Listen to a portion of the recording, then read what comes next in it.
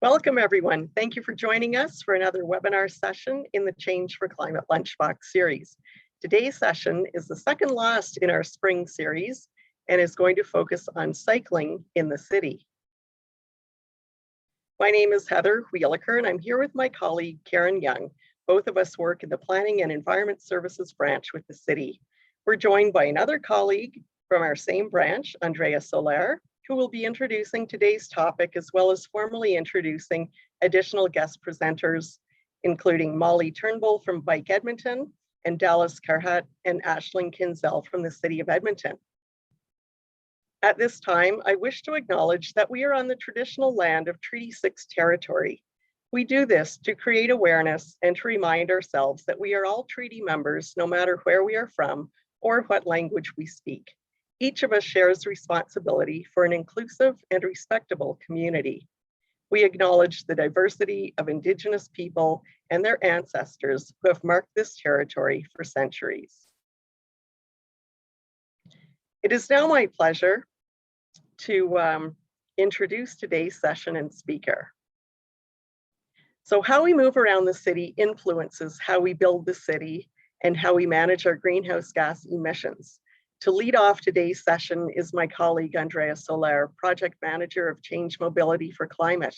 Her current focus is on reducing emissions from transportation, mainly through the electrification of personal and commercial vehicles, but also by supporting initiatives that involve active modes of transportation. Andrea will introduce additional guest presenters shortly. Please welcome Andrea Soler. Thank you, Heather, and hello, everybody. Thank you for joining us today. Today's Lunchbox session is about changing how we move to reduce our impact on climate change, and what a better way to do that than cycling. During today's session, we hope to address some of the barriers you mentioned are preventing you from walking and cycling more. We have a packed agenda for today, so let me walk you through what we plan to do and introduce our speakers. To get us started, I will provide a quick introduction about why we need to change how we move and what are our choices. Then Molly Turnbull will dive into cycling, and she will help us get started by sharing some pragmatic tips. Molly is the project coordinator for Bike Edmonton, which is a registered nonprofit society dedicated to making everyday cycling in Edmonton safer and more widespread. They do this by providing bicycle services, education, and civic representation. Then Dallas Carhat will talk to us about using Edmonton's bike network paths and lanes. Dallas is a senior engineer in the Mobility Urban Strategies team at the City of Edmonton. He and his team develop and guide the implementation of network strategies, including those related to active transportation, such as the bike plan, walkability strategy, and sidewalk strategy. And then we're closing with a key topic, safety. Aisling Kinzel will share with us how we can achieve Vision Zero through safe and livable streets. Aisling is the Manager of Planning and Community Activation at the City of Edmonton, leading the implementation of Edmonton's Safe Mobility Strategy. And for the last 10 minutes, we will be available to answer any questions you might have. So let's get started by talking about why we need to change how we move and what are our choices.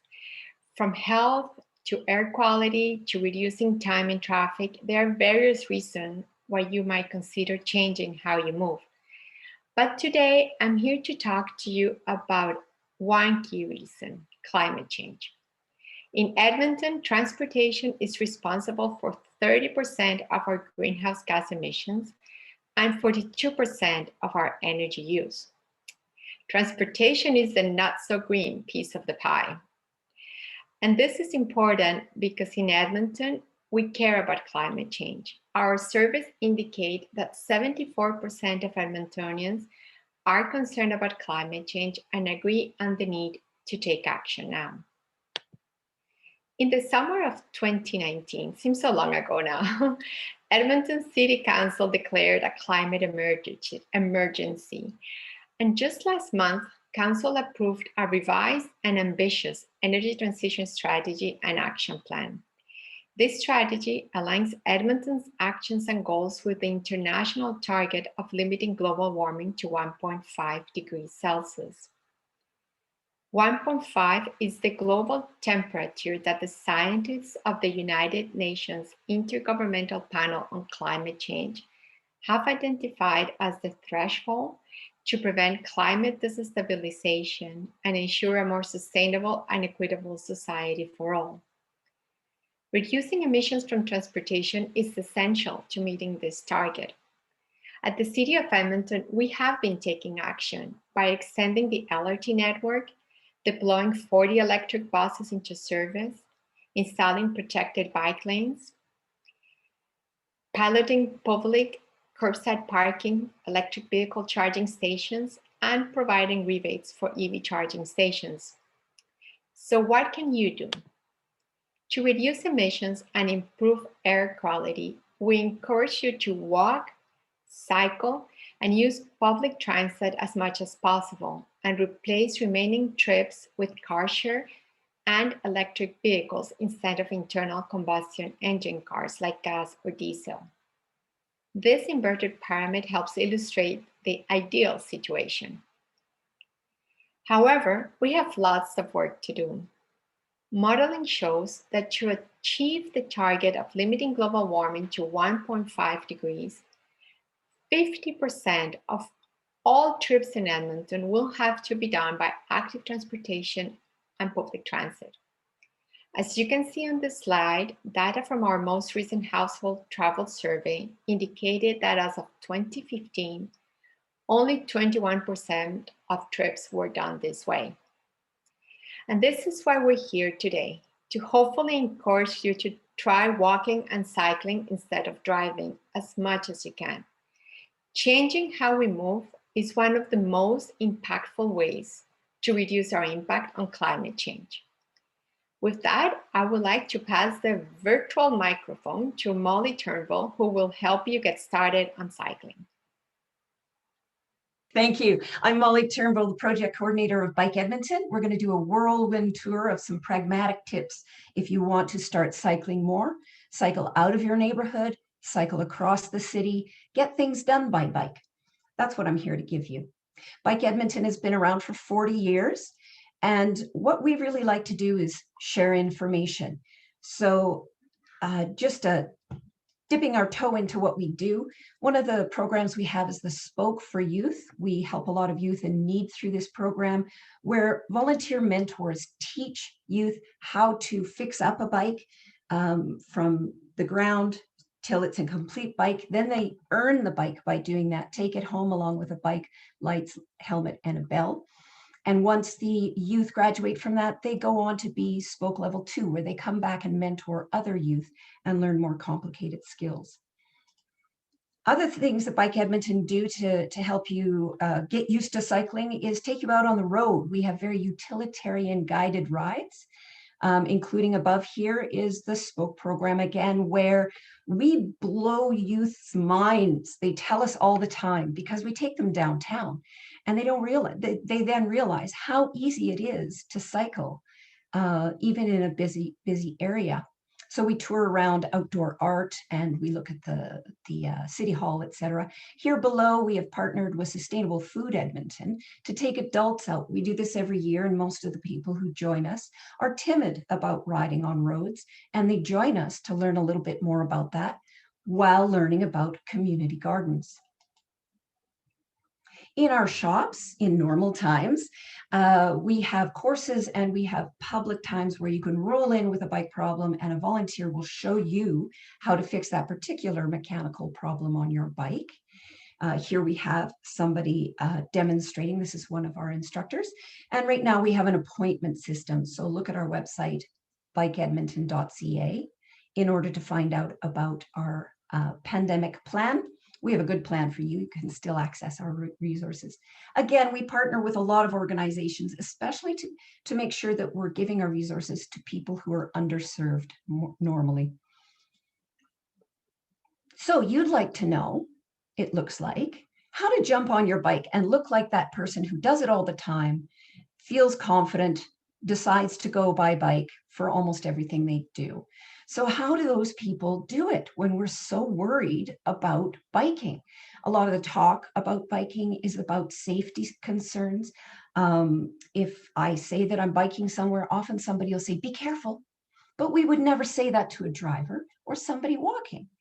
And yet, statistically, the risks for people, for example, dying in traffic in a city on a bike aren't that much greater than driving a car and are very close to people walking. So if the stats for risk are kind of close to walking, why are we so worried? Well, sometimes we can build up worry just by talking about something in a certain way. In other cities where cycling is normalized and people do it all the time, they don't talk that way. They don't talk about protecting themselves. This little graphic reminds me, this little picture reminds me, look at how he's looking behind. Often when we're not used to riding on the road, we worry about the vehicles behind us. And yet, if you ride in a predictable, invisible way, it is very difficult to get hit from behind. So let's look at what you need to be safe. This is an occupational health and safety triangle.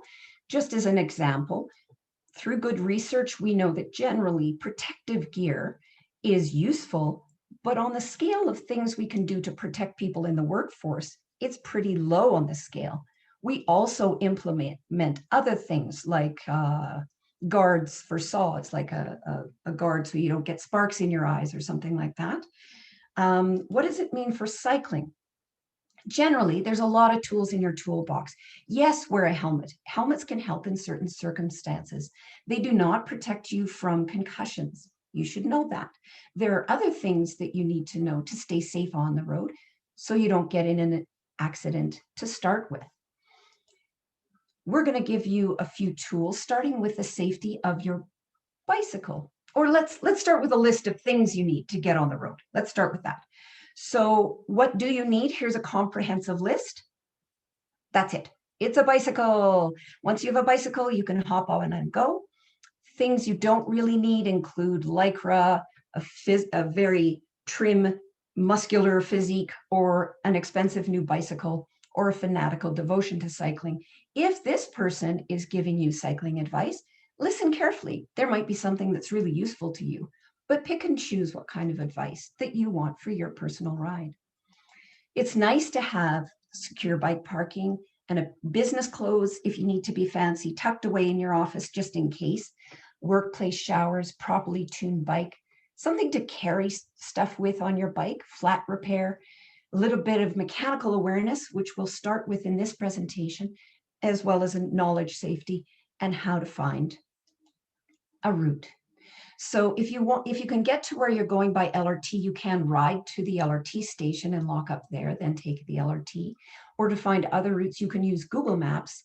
And the City of Edmonton has maps on their website, Google City of Edmonton Cycling, you'll find them. There's lots of infrastructure that you can learn about on the maps, and you can cycle on any road, not freeways. And you can't cycle on sidewalks unless they're designated as a multi-use sidewalk. About maps, use Google Maps and push the cycling icon. They'll give you a few routes, just like they do for driving, but they sometimes miss that glorious little totally legal shortcut. They do show you elevation, which can help you choose which route you want. And you can add the information from the City of Edmonton so that you can clearly see where there is infrastructure that's easier for people on bikes to take, designated routes or devoted infrastructure. You can also use Environment Canada's maps, especially look at the overhead map for clouds, so you can see what weather has passed and what is coming. Then, once you pick a route, if you're just starting out going to work, choose a day when you're not working. Dedicate some time to trying that route out, and then you'll feel more relaxed on it.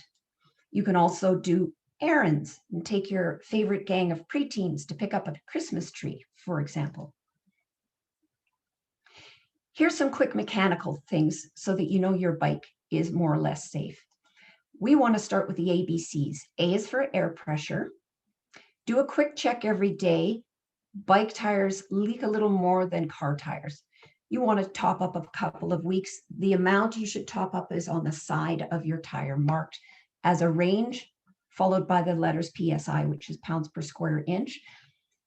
Do it about 5 pounds less than the maximum for city riding. Low pressure is bad. It's harder work. You might get sweaty. You might wear out your tires, and you're more likely to get a pinch flat. Check that both wheels are attached while you're pumping up. This is a quick release. You could have a bolt here to tighten. Quick release. Make sure it's not pointed away from your wheel, or else it's extremely dangerous. It should point toward a wheel, but it should be tighter than that. It should be tightened down completely. Then your brakes, which we all agree are important. For rim brakes, make sure they're entirely on the rim so you don't get a ridge that might get stuck. If you're replacing your disc brakes, take the old disc brake into a shop, because there's dozens of shapes and kinds.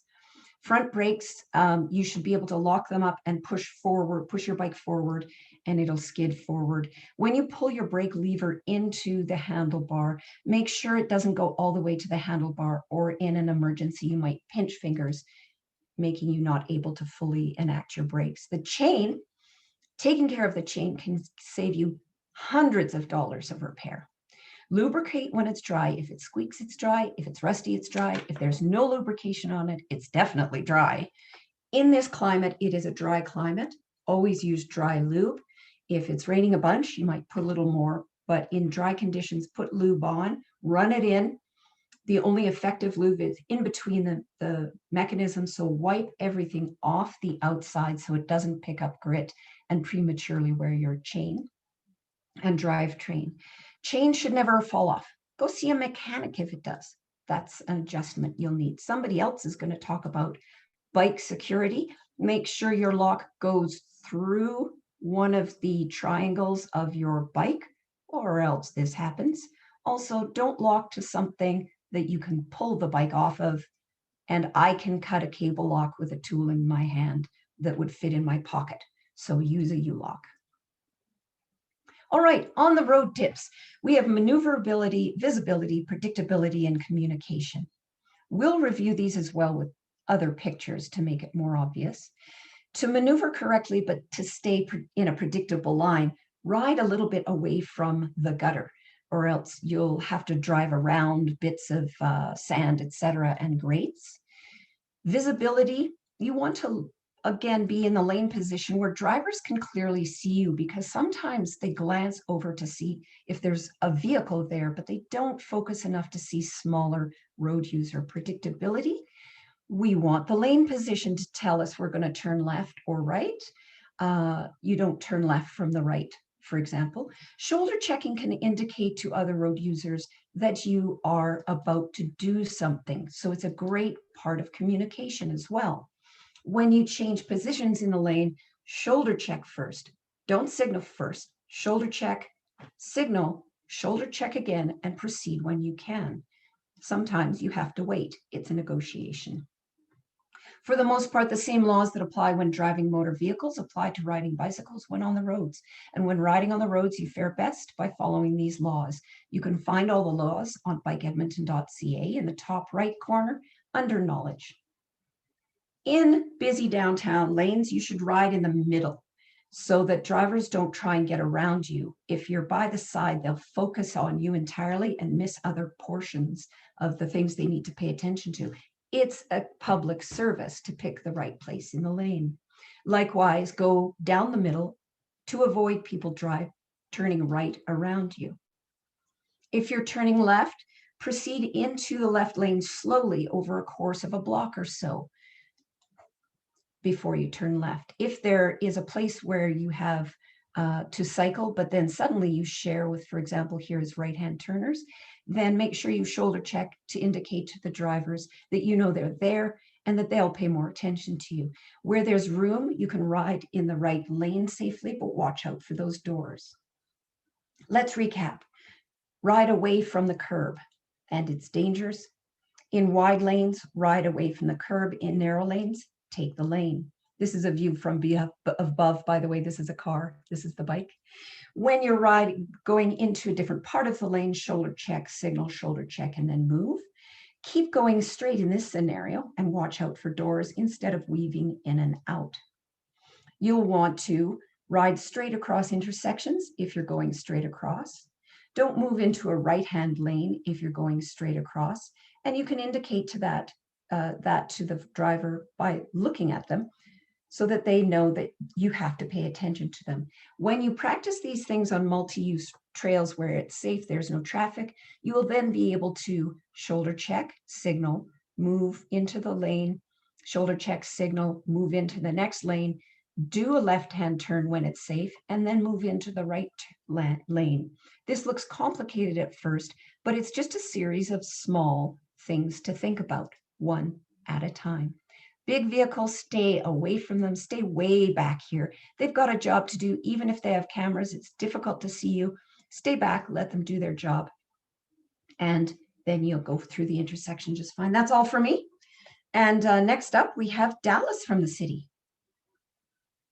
My name is Dallas Carhart. I work for the city of Edmonton, and I'd like to just share a little bit about Edmonton's bike network.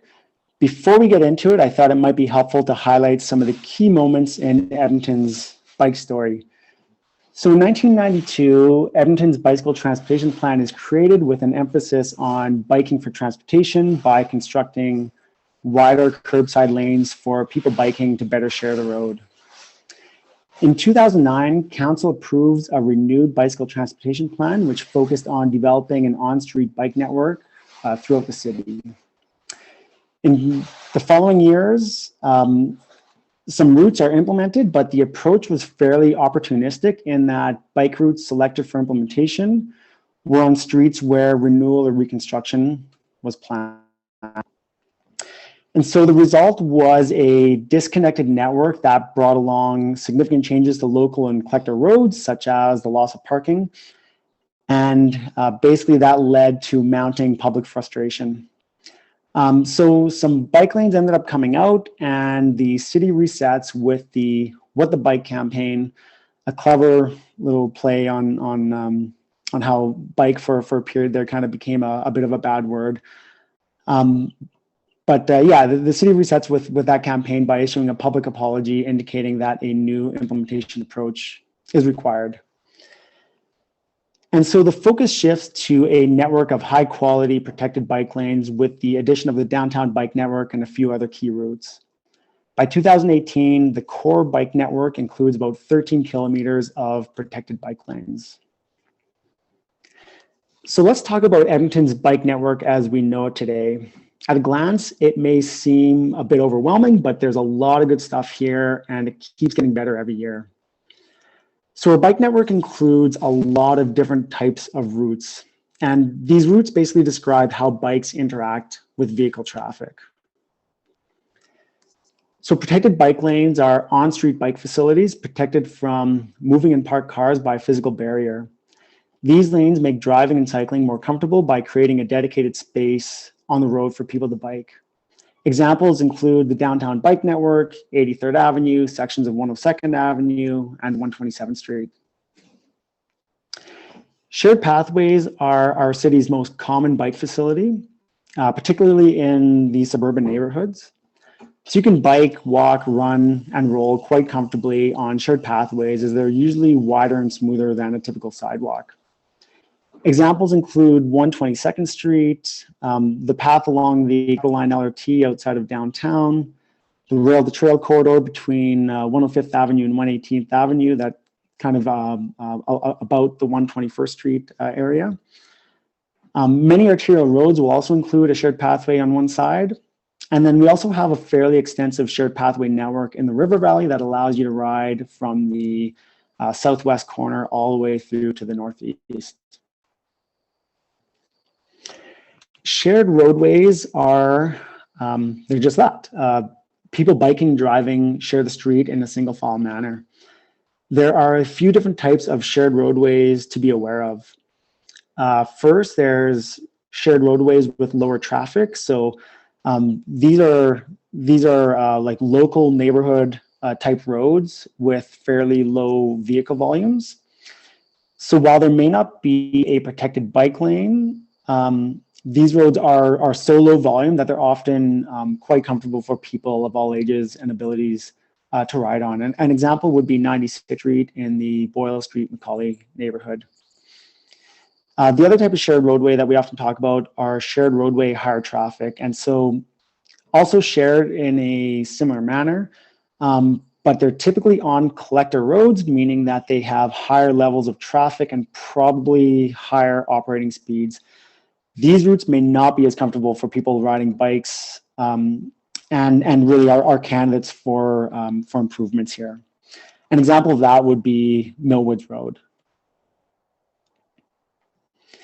Painted bike lanes highlight space on the street to be used by bikes only. So we actually have quite a few of these in Edmonton, and many of the ones that we do have, they're on one-way streets for vehicle traffic. So they often operate as a painted bike lane in one direction and a shared roadway direction. Examples include the Victoria Promenade and 121st Street, 96th Street north of 111th Avenue and 83rd Avenue east of 99th Street. And back for another year are the shared streets and mobility lanes. So these temporary lanes are one way that the city helps everyone stay safe and comply with AHS's physical distancing guidelines. This work was initiated in 2020 as we adapted to how the COVID pandemic impacted our lives. So there's kind of two types: shared streets. These are open to people for people to use to bike, walk, and roll. Vehicle access is typically restricted to local traffic only. And since there's a lot of sharing of space here, the speed limit is typically reduced for vehicles to 20 kilometers per hour. And then we have mobility lanes. So this is where a vehicle lane is converted to a lane for just active transportation and activity. And then speed limits are reduced on the adjacent lanes to 40 kilometers per hour. All of this information is on the City of Edmonton website, edmonton.ca. So just find the driving, cycling, and walking button up top there and scroll down, and you can look at all this information in a little more detail. I also want to just take a moment to highlight Discover YEG. So this is an interactive and mobile-friendly map to discover the bike routes and River Valley Park citywide. If you're planning a bike trip, you can go take a look at this map, again on edmonton.ca, click on the bike, walk, roll icon in the upper right-hand corner, and the city map will fill with all the different types of bike routes that we have. So you can plan your route based on which types of routes you're most comfortable riding.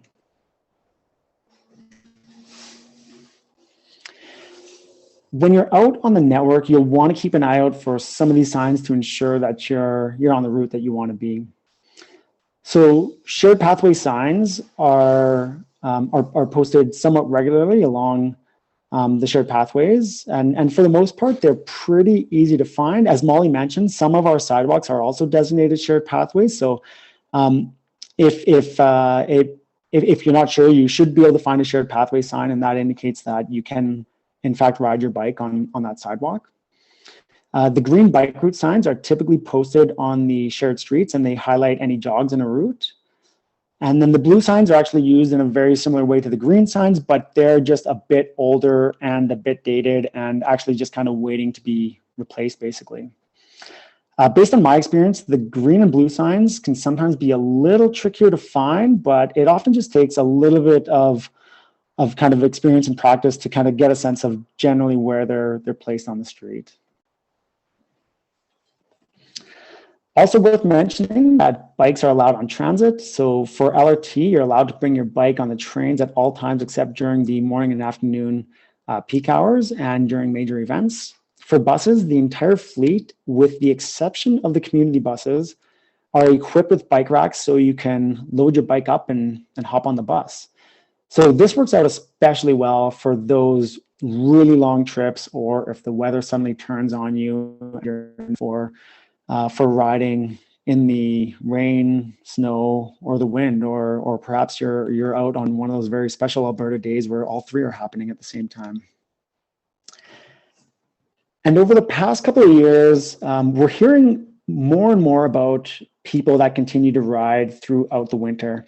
And I just want to share two key pieces of feedback that I've heard through some of the engagement that we've done. One, it's not hard. Studded tires help, but they're also not absolutely required. And it also doesn't necessarily require a whole bunch of really expensive gear, but dressing in layers will allow you to keep the right body temperature and make for a comfortable ride. Two, it's quite enjoyable, and there's a certain quietness and calmness in the city during the winter, especially in the dark. So again, visit the city's website for some tips around winter riding and getting ready. A little more about the winter biking. Edmonton's bike network currently includes 38 kilometers of some of our protected bike lanes and shared pathways that are cleared to a prioritized standard. So that means that they're cleared to bare pavement within 24 hours after the end of a snowfall. In addition, all of the city's shared pathways, which is 1,000 plus kilometers of shared pathways, those are cleared within 48 hours after the end of snowfall.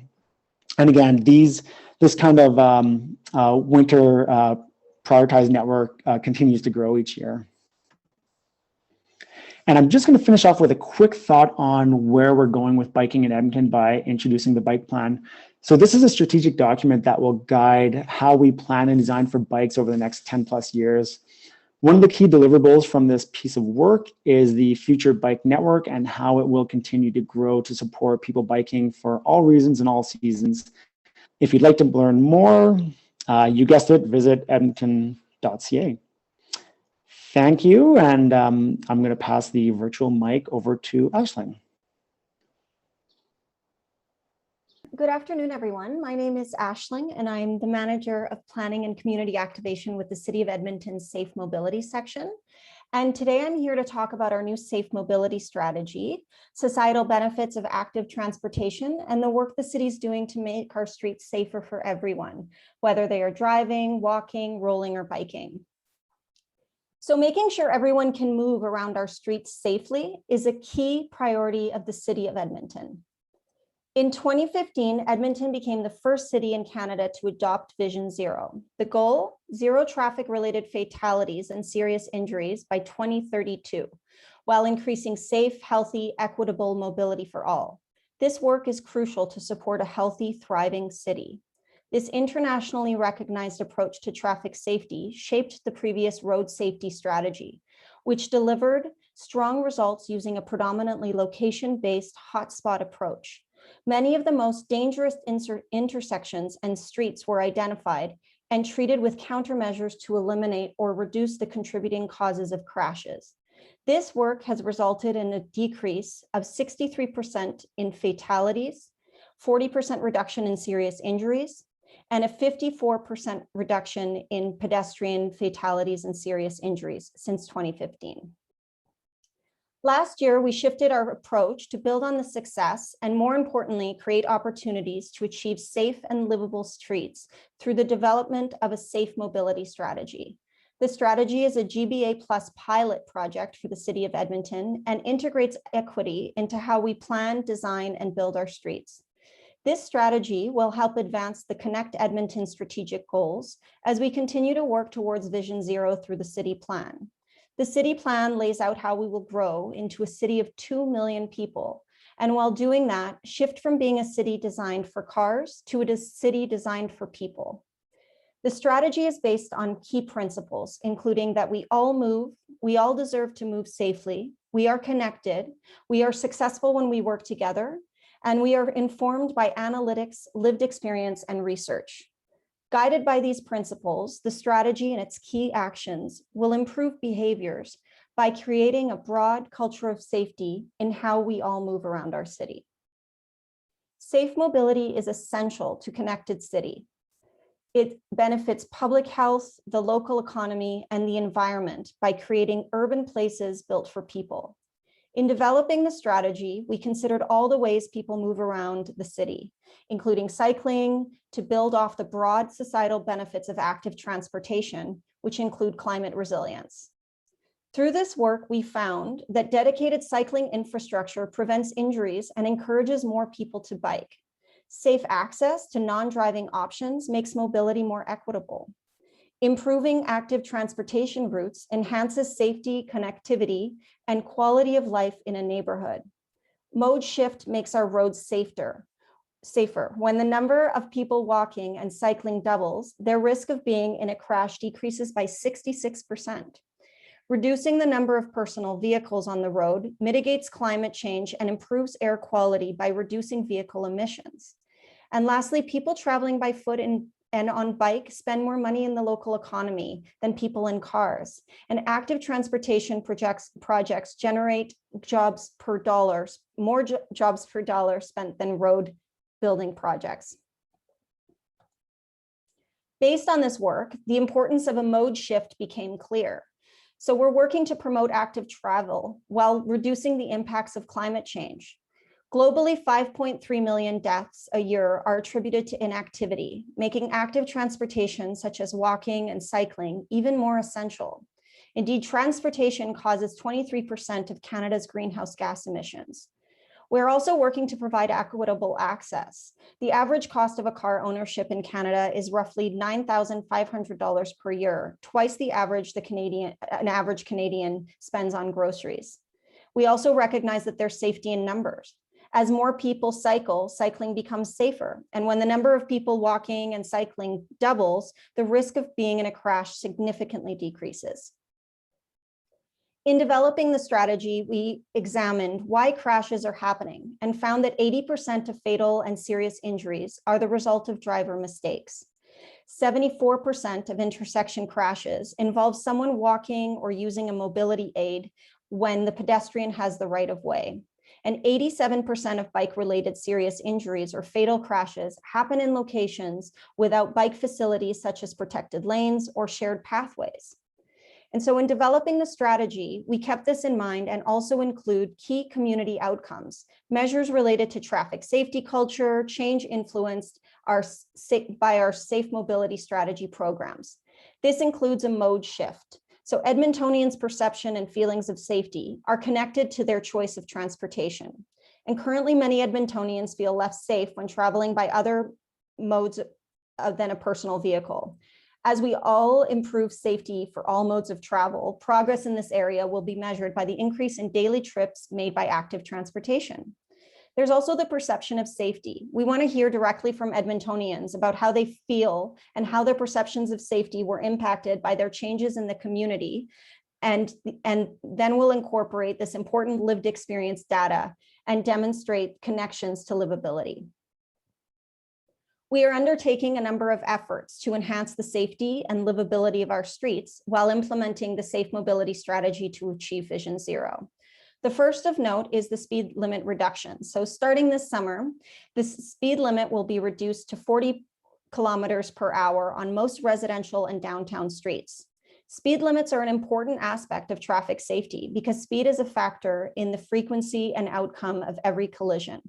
Having drivers slow down gives them more time to react to the unexpected and help avoid collisions. Reducing speeds can make our streets calmer, quieter, and safer for people walking, biking, and driving, as well as enjoying their neighborhood. This creates a more comfortable environment for active modes of transportation. It also builds community trust and creates livable neighborhoods. To help Edmontonians become aware of the change and address their behaviors, we're doing an extensive public education campaign and activities to be announced more later in July. And this safe mobility strategy has a key action of traffic safety community activation. And so essentially what we're doing is developing programs, tools to support and empower Edmontonians so that they can influence and participate in safe and livable streets in their community. Earlier in April, we launched the Vision Zero Street Labs program, which combines Edmontonians' lived experience and city staff technical expertise to collaboratively identify and implement temporary, customized, creative, and flexible solutions that address traffic safety concerns outside of neighborhood renewal. Through this program, we proposed a few templates for Edmontonians to consider. A highlight of interest to cyclists are shared streets, aimed to reduce speed and traffic volume and encourage transportation.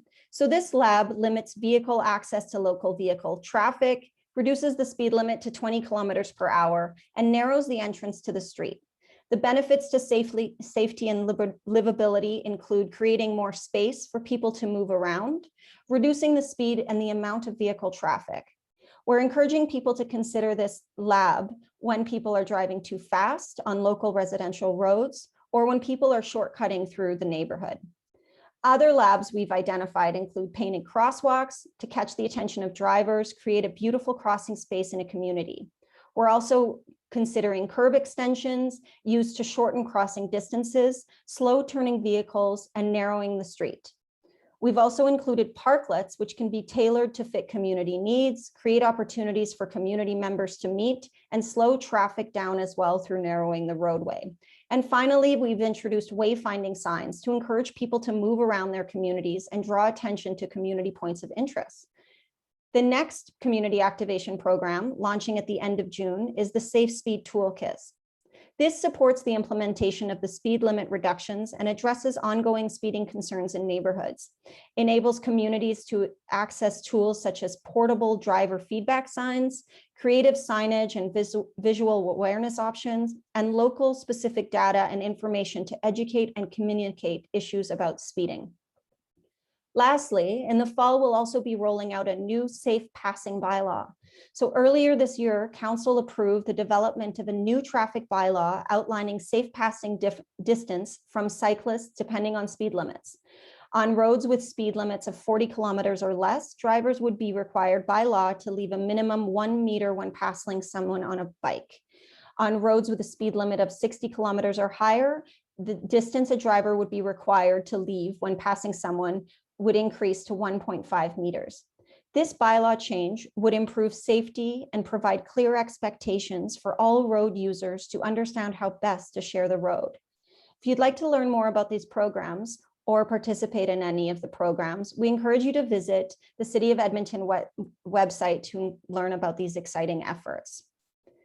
Thank you, everyone. Thank you once again to today's presenters, Molly Turnbull from Bike Edmonton, Andrea Soler, Dallas Carhart, and Aisling Kinzel from the City of Edmonton for sharing your time and your expertise and providing us with a whole wealth of information that has inspired me to get cycling.